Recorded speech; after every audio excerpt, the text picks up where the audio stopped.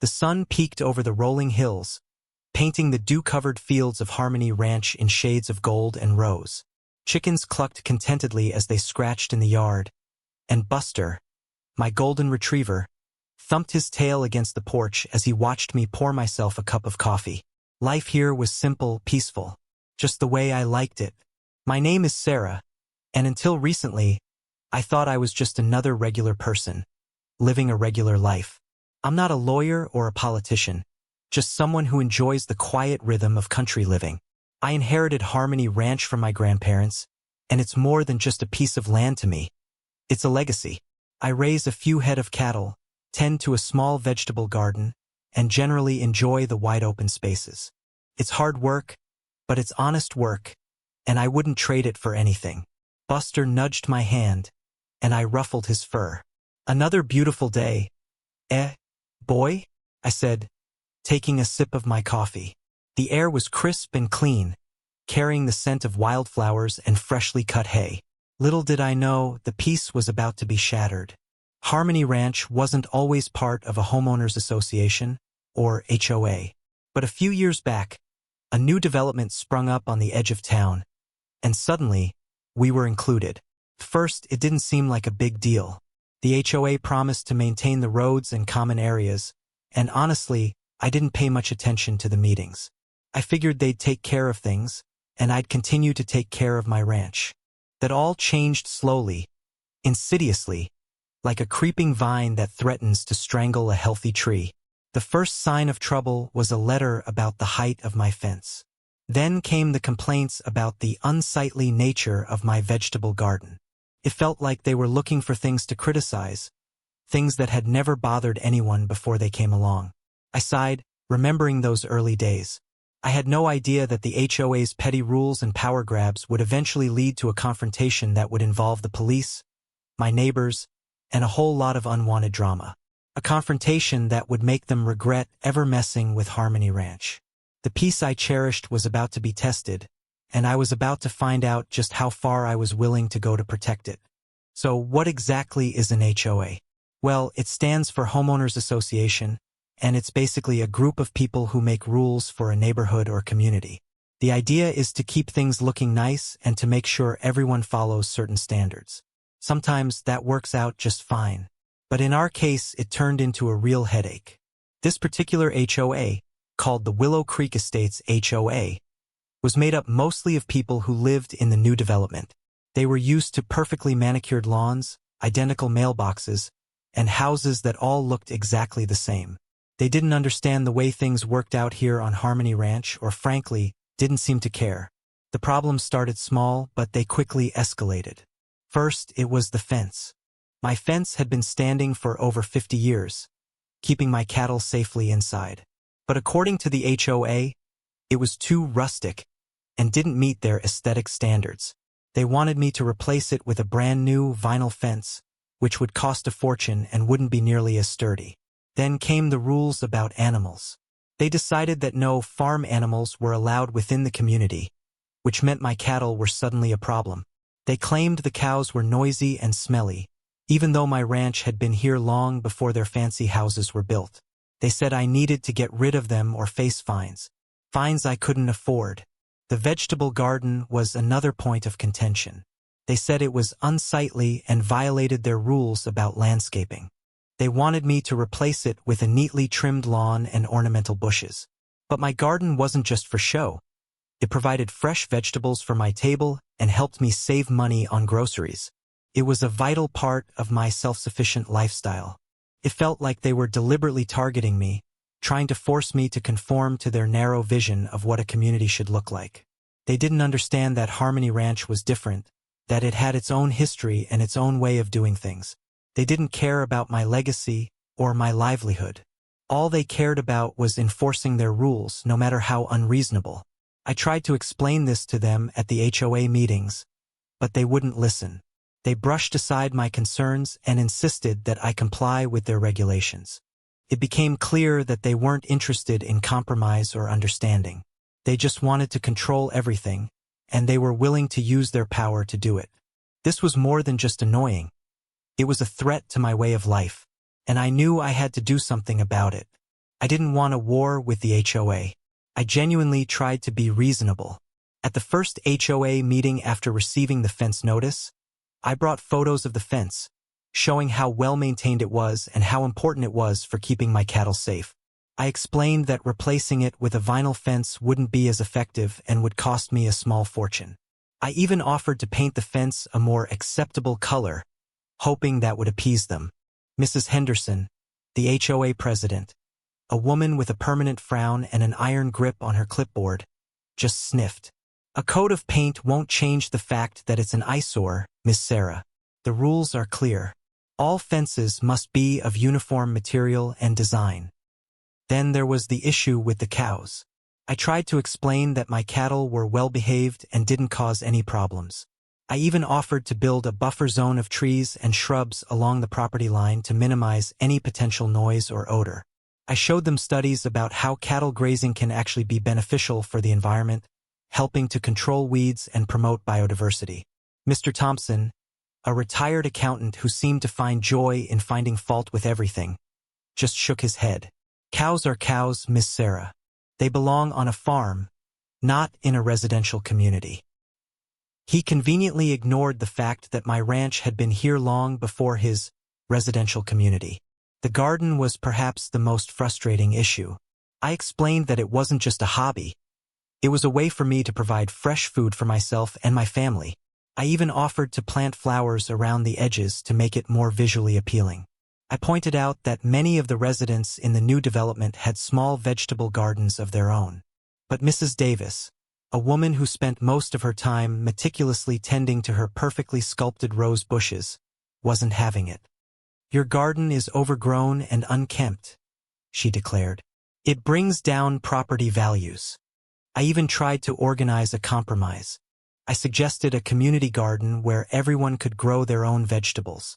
I thought it would be a great way to bring people together and promote a sense of community. But the HOA rejected the idea outright. They said it would be too much work to maintain and that it would attract unwanted pests. I left each of those meetings feeling more and more defeated. It was clear that the HOA wasn't interested in finding solutions or compromises. They were simply determined to impose their will on me, regardless of the consequences. They wanted Harmony Ranch to be just like every other house in Willow Creek Estates, and they were willing to do whatever it took to make that happen. I was running out of options, and the peace I so cherished was slipping away.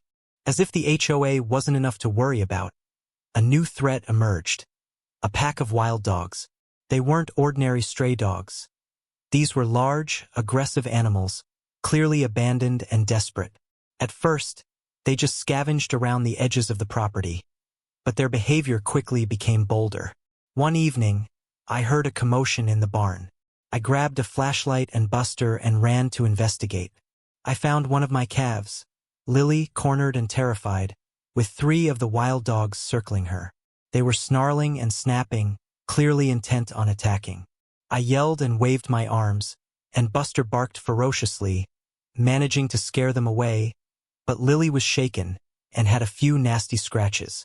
The next day, Mrs. Peterson, my neighbor down the road, came by in tears. The dogs had gotten into her chicken coop and killed all her hens. She was heartbroken. She'd raised those chickens from chicks. She warned me to be careful, saying the dogs were getting more brazen every day. I started keeping a closer watch on my livestock, making sure they were safely locked up at night. I also started carrying a walking stick with me whenever I went out, just in case. I reported the dogs to animal control, but they said they were short-staffed and couldn't guarantee a quick response. They suggested I try to scare the dogs away if I saw them. One afternoon, I was walking back from the vegetable garden when I saw them again. This time, they were closer to the house, sniffing around Buster's doghouse. There were 4 of them now, even bigger and more menacing than before. Buster, sensing the danger, was barking his head off from inside the house. As I approached, the dogs turned and faced me, their eyes gleaming in the sunlight. They started to growl, and I knew they weren't going to back down this time. I raised my walking stick, but I knew it wouldn't be enough. These dogs were hungry and desperate, and I was standing between them and a potential meal. That's when I knew I had to do something more. I couldn't risk the safety of my animals or myself. I ran back to the house, grabbed my rifle from the gun safe, loaded it quickly, and ran back outside. The dogs were still there, circling Buster's doghouse, their growls turning into snarls. I raised the rifle, aimed carefully, and fired a warning shot into the air. The dogs scattered, disappearing into the woods. But I knew they'd be back. And next time, I might not have a choice but to use the rifle for real. The peace of Harmony Ranch was well and truly shattered. The wild dogs were a threat I couldn't ignore, and the HOA, with their petty rules, seemed a million miles away from understanding the real dangers I faced. The next morning dawned clear and bright, but I couldn't shake the feeling of unease. I knew the dogs would be back. I spent the morning reinforcing the barn doors and checking the fences, trying to make sure everything was as secure as possible. By afternoon, the sun was high, and a deceptive calm settled over the ranch. I was in the kitchen, making lunch, when I heard Buster start barking frantically. It wasn't his usual playful bark. This was a deep, guttural warning. I peered out the window and my blood ran cold. The pack was back, and this time they were inside the fence, heading straight for the cattle. Adrenaline surged through me. I grabbed my rifle, my hands shaking, and ran out the back door. The dogs were closing in on the herd, their snarls echoing across the field. The cows, usually so calm and docile, were huddled together, their eyes wide with fear. I knew I had to act fast. I couldn't let those dogs get to my cattle. I ran towards them, yelling and waving the rifle, but they didn't even flinch. They were focused on their prey, their hunger overriding any fear of me. One of the dogs, a large, scarred brute with matted fur, broke away from the pack and lunged at a young calf.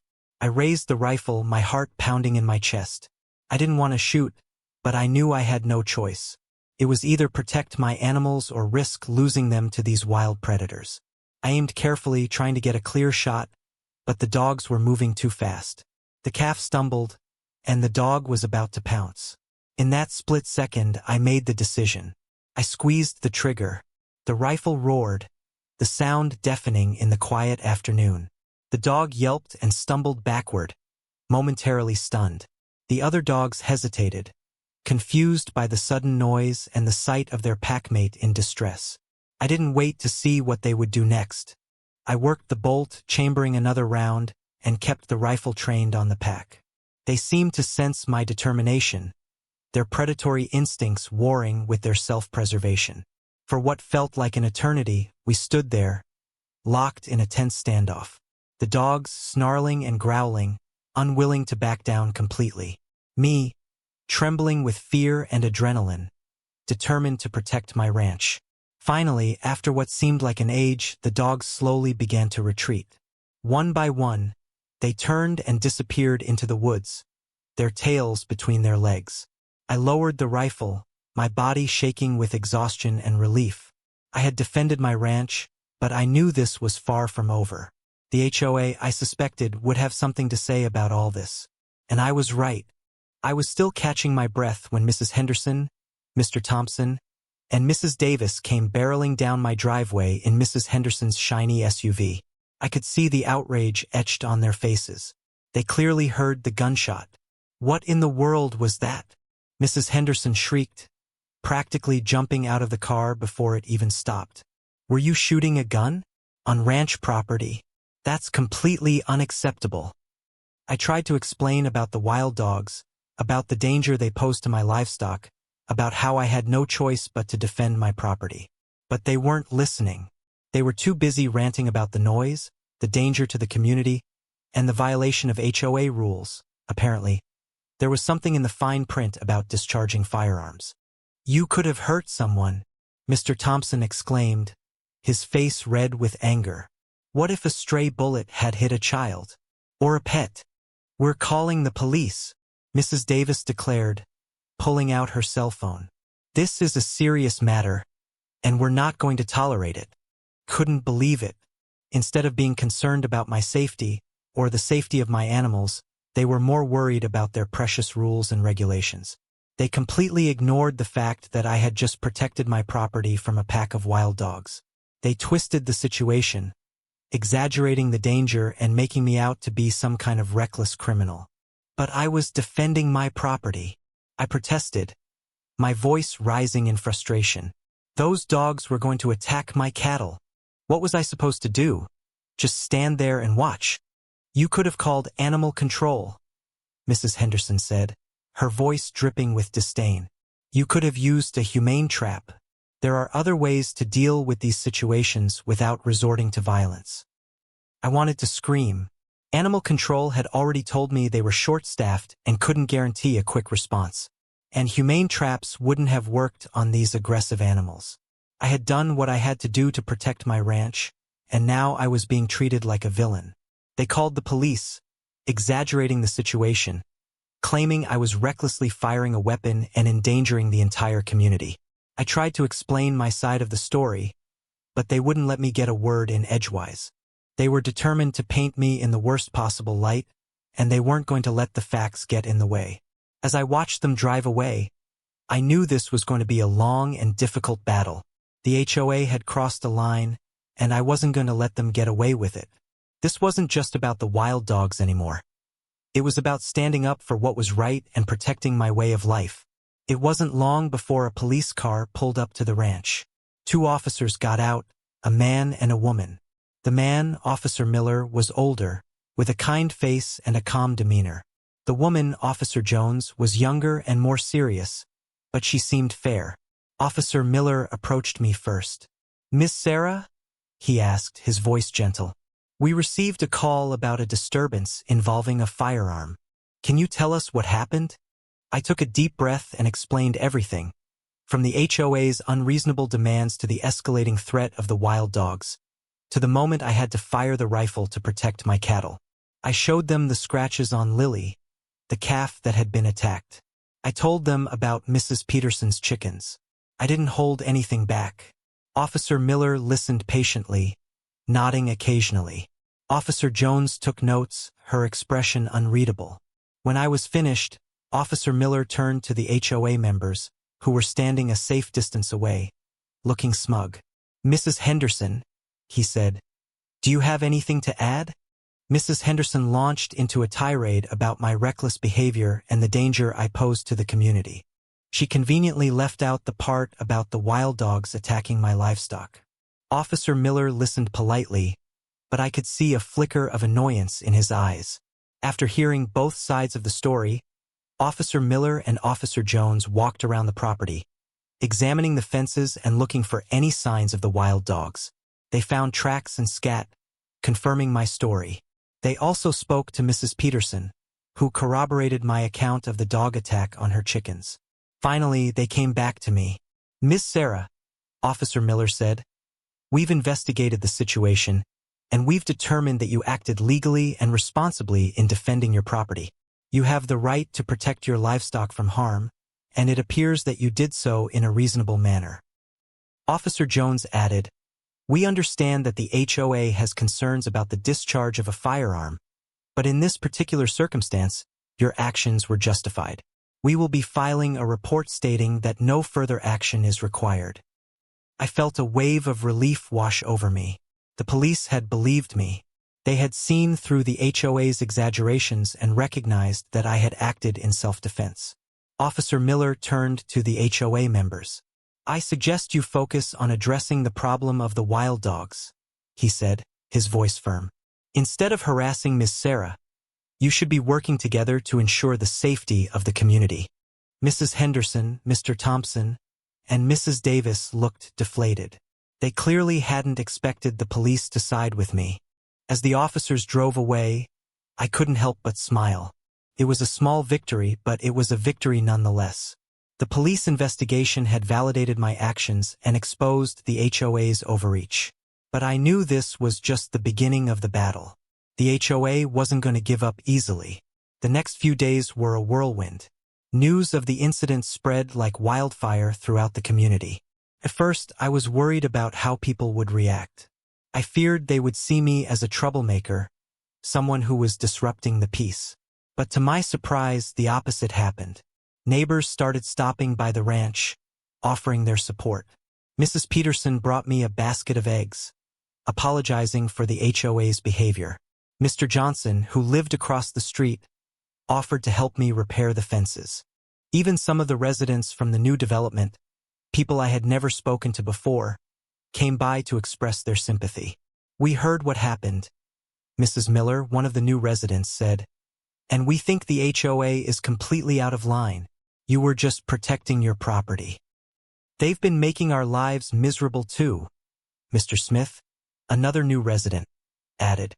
"They're constantly nitpicking about everything, from the color of our houses to the length of our lawns. We're starting to think we made a mistake moving here." It turned out that many people in the community were fed up with the HOA's overreach. They were tired of the petty rules and the constant interference in their lives. They had been afraid to speak out, fearing retaliation from Mrs. Henderson and her cronies. But my stand against the HOA had given them the courage to voice their own frustrations. One evening, a group of neighbors gathered at my ranch. We sat on the porch, sipping lemonade and sharing stories about the HOA's ridiculous demands. We laughed, we cried, and we realized that we weren't alone. We were all united by our shared frustration and our desire to reclaim our community. "We need to do something," Mrs. Peterson said, her voice filled with determination. "We can't let the HOA continue to bully us." "I agree," Mr. Johnson said. "We need to organize and fight back." That night, we formed a neighborhood association, a group dedicated to challenging the HOA's authority and promoting a more reasonable and inclusive community. We elected officers, drafted a list of demands, and planned our next steps. It was an amazing feeling to be surrounded by so much support. I had felt so alone in my fight against the HOA, but now I knew I wasn't. I had the backing of my neighbors, and together we were determined to make a difference. The HOA may have thought they could intimidate me, but they had underestimated the power of community. And they were about to learn that lesson the hard way. The tide was turning, and the HOA was about to face a challenge they never saw coming.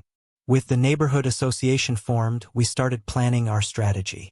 The first step was to send a letter to the HOA outlining our demands. We wanted them to repeal the unreasonable rules about fences, animals, and gardens. We also wanted them to be more transparent about their finances and decision-making processes. We gave them a deadline to respond, and we waited. Unsurprisingly, the HOA ignored our letter. Mrs. Henderson sent back a dismissive email, claiming that our demands were frivolous and without merit. She accused us of being troublemakers and threatened to take legal action against anyone who violated the HOA rules. That's when we decided to take things to the next level. We knew we couldn't fight the HOA on our own. We needed professional help. We started researching lawyers who specialized in HOA disputes. It wasn't easy. Legal fees were expensive and we didn't have a lot of money. But the community rallied again. We organized a bake sale, a car wash, and a crowdfunding campaign. People donated what they could, and slowly but surely we started to raise the money we needed. Finally, we found a lawyer who was willing to take our case. Her name was Ms. Evans, and she was a tough, no-nonsense attorney with a proven track record of success in HOA battles. She listened to our story, reviewed the HOA's rules, and told us that we had a strong case. "The HOA's rules are unreasonable and discriminatory," she said. "They're violating your property rights and interfering with your quality of life. We can fight this, and I believe we can win." With Ms. Evans on our side, we filed a lawsuit against the HOA. We accused them of violating their own bylaws, exceeding their authority, and discriminating against homeowners. We demanded that they repeal the unreasonable rules and pay damages for the harm they had caused. The lawsuit sent shockwaves through the community. The HOA members were furious. They accused us of being ungrateful and irresponsible. They tried to intimidate us, sending threatening letters and spreading rumors about our neighborhood association. But we didn't back down. We knew we were fighting for what was right, and we weren't going to let the HOA bully us into submission. With Ms. Evans leading the charge, we prepared for a long and difficult legal battle. We knew it wouldn't be easy, but we were determined to see it through to the end. The HOA had underestimated our resolve, and they were about to learn that they had messed with the wrong community. We were ready to fight for our rights, our homes, and our way of life. Harmony Ranch and the whole community would not be silenced. The lawsuit dragged on for months. There were depositions, hearings, and endless paperwork. The HOA fought back fiercely, hiring their own expensive lawyers and digging in their heels. But as the case progressed, some unsettling truths began to emerge. Ms. Evans uncovered evidence that the HOA was mismanaging funds, using homeowners' dues for personal expenses and questionable projects. She also discovered that Mrs. Henderson had been using her position to benefit her own property, ignoring violations committed by her friends and neighbors while strictly enforcing the rules against everyone else. The evidence was damning, and it was all presented in court. The judge was visibly displeased with the HOA's behavior. The local newspaper picked up the story, and soon, the HOA's dirty laundry was aired for the entire community to see. The public outcry was immediate and overwhelming. Homeowners who had previously been afraid to speak out came forward with their own stories of abuse and mismanagement. The HOA's reputation was in tatters. Faced with mounting pressure and the overwhelming evidence against them, the HOA members began to crack. First, Mr. Thompson resigned, claiming he was too busy to continue serving on the board. Then, Mrs. Davis followed suit, citing health reasons. Finally, even Mrs. Henderson couldn't hold on any longer. She resigned in disgrace, leaving the HOA in complete disarray. With the leadership gone, the remaining members voted to settle the lawsuit. They agreed to repeal the unreasonable rules about fences, animals, and gardens. They also agreed to implement more transparent financial practices and to hold open meetings where homeowners could voice their concerns. The HOA's downfall was complete. They had underestimated the power of community, and they had paid the price for their arrogance and greed. Harmony Ranch and the entire Willow Creek Estates community was finally free from their tyranny. The rules were changed to be more reasonable and adaptable to the needs of all residents, not just the few who wanted everything to look exactly the same. It was a victory for common sense, fairness, and the right to live peacefully on one's own property. The community had learned a valuable lesson about standing up for what's right, and the HOA had learned that you can't bully people into submission forever. In the months that followed the settlement, life on Harmony Ranch slowly returned to normal. The wild dog problem was eventually resolved with the help of animal control and some responsible trapping. The cattle grazed peacefully in the fields, the vegetable garden flourished, and the fence stood tall and proud, a testament to the resilience of the community. But things weren't exactly the same. The experience had changed me, and it had changed the community. I had discovered a strength I never knew I possessed, a willingness to stand up for what was right, even when it was difficult. And the community had learned the importance of working together to protect their rights and their way of life. The neighborhood association continued to thrive, providing a platform for residents to voice their concerns and work together to solve problems. The HOA was still in existence, but it was a shadow of its former self. The new members were more reasonable and responsive, and they were committed to serving the best interests of the entire community. I often think back to that day when Mrs. Henderson and the HOA came barreling down my driveway, ready to call the police and ruin my life. I remember the fear and the frustration I felt, the sense that I was all alone against a powerful force. But I also remember the support of my neighbors, the courage they showed in standing up for what was right, and the sense of community that emerged from the ashes of conflict.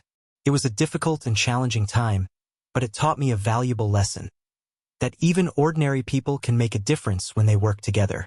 Harmony Ranch is once again a place of peace and tranquility. The sun still rises over the rolling hills, the chickens still cluck contentedly, and Buster still thumps his tail against the porch. But now, there's something more. A stronger sense of community, a deeper appreciation for freedom, and an unwavering commitment to standing up for what's right. The HOA may have regretted messing with me, but I don't regret a single moment of the fight. It was a battle worth fighting, and it made our community stronger and more resilient. And as I sit on my porch, sipping my coffee and watching the sunrise, I know that Harmony Ranch is more than just a piece of land. It's a symbol of hope, resilience, and the power of community. It's a place where ordinary people can live extraordinary lives, free from the tyranny of petty rules and unreasonable demands. And that's a victory worth celebrating.